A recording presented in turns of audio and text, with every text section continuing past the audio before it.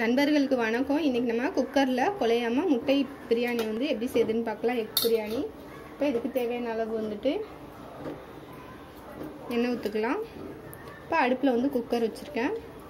நல்லா சூடானதுக்கப்புறம் ரொம்ப சின்ன ஸ்பூன்னால் நான் ஒரு 4 ஸ்பூன் வந்து எண்ணெய் விட்டுக்கிறேன். நார்மல்னால எண்ணெய் நம்ம சமையலுக்கு யூஸ் பண்ணுற எண்ணெயை வந்துட்டு யூஸ் பண்ணிக்கலாம். நல்லெண்ணெய் மட்டும் வேண்டாம். இது கூட ஒரு சின்ன ஸ்பூன்கிட்ட டால்டா வந்து சேர்த்துக்கிறேன்.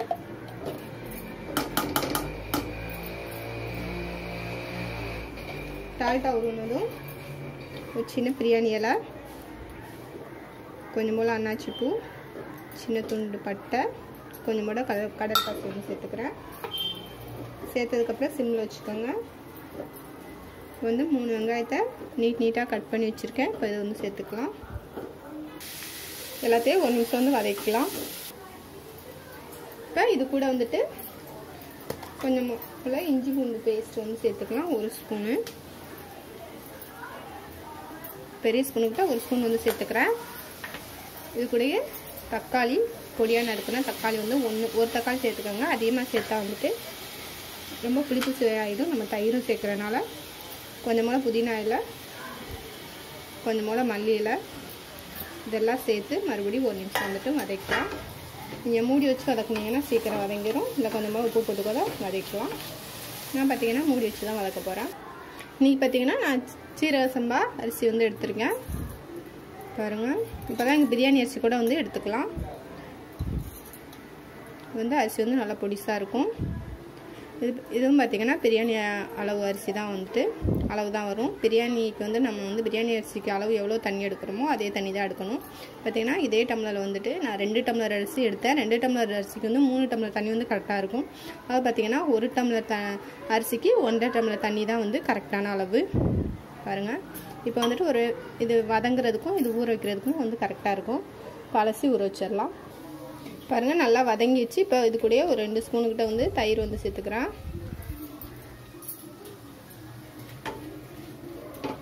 எல்லாத்தையும் வந்துட்டு நல்லா கலந்து விட்டுக்கலாம்.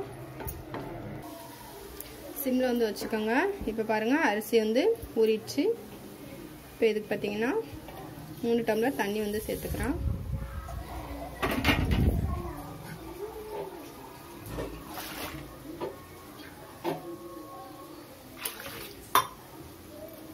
இப்போ 3 டம்ளர் தண்ணியை இதில் வந்து ஊற்றிடலாம்.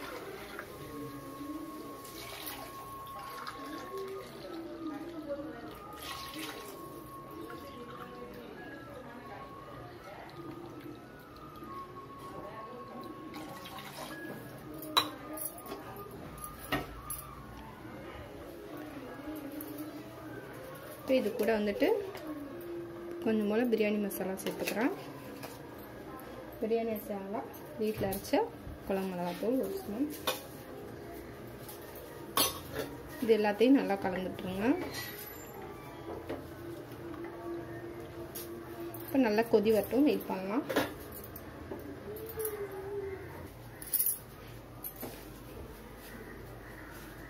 பாருங்கள், இப்போ நல்லா கொதி வந்துச்சு.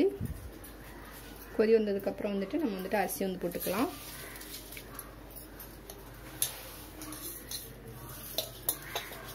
கொதி வந்ததுக்கப்புறம் அரிசி போட்டிங்கன்னா நல்லா வந்து உடையாமல் கிடைக்கும். இப்போ தேவையான அளவு உப்பு சேர்த்துக்கலாம்.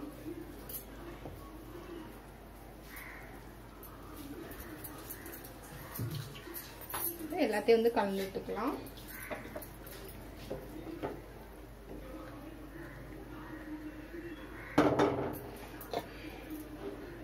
முட்டை, இது வந்து முழு முட்டையாக வந்து நான் வந்து சேர்க்குறேன். இது வந்து சும்மா நார்மலான அவிச்ச முட்டை வந்து 2ஆக கட் பண்ணி வந்து சேர்த்துக்கிறேன்.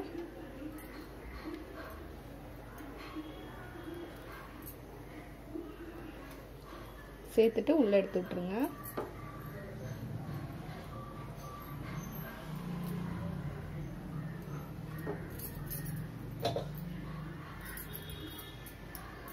மீதி 2 முட்டையை வந்து இன்னும் ஒரு 10 நிமிஷம் கழிச்சு வந்துட்டு வைக்கலாம். இப்போ வந்துட்டு நம்ம குக்கரில் வந்துட்டு செய்கிறனால மீடியமாக வச்சுட்டு மூடி வச்சிடலாம்.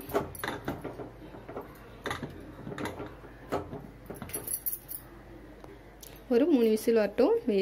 அப்புறம் ஓப்பன் பண்ணி பார்க்கலாம். பாருங்கள் இப்போ வந்துட்டு 3 விசில் வந்துடுச்சு. இப்போ வந்துட்டு ஓப்பன் பண்ணியாச்சு. நல்லா வந்து சூப்பராக வந்திருக்கு.